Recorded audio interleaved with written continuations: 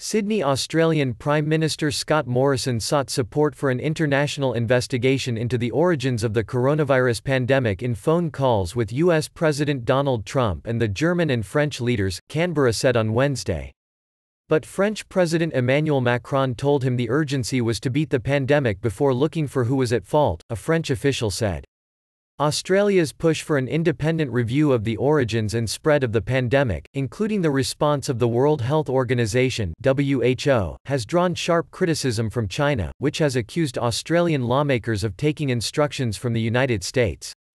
The new coronavirus, believed to have emerged in a market in the central Chinese city of Wuhan, was first reported by China to the WHO on December 31.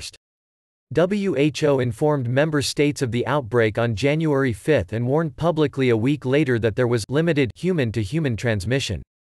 WHO officials arrived in Wuhan on January 20, after the virus had spread to 3 other countries. It went on to declare a global emergency on January 30.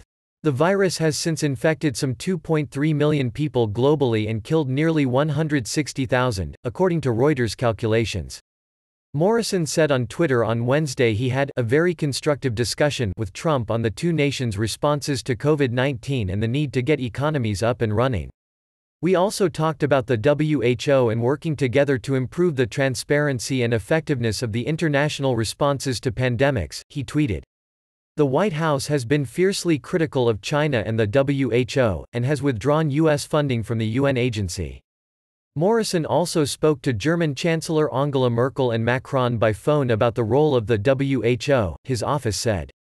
WHO Director General Tedros Adhanom Ghebreyesus has repeatedly said that the UN agency will evaluate its handling of the pandemic after it ends and draw the appropriate lessons, as it does after all emergencies. WHO wants this more than any organization because we want to learn from our mistakes, from our strengths and move forward. But for now the focus should be on fighting this virus, Tedros told a briefing earlier this month. Macron told Morrison now was not the time for an investigation.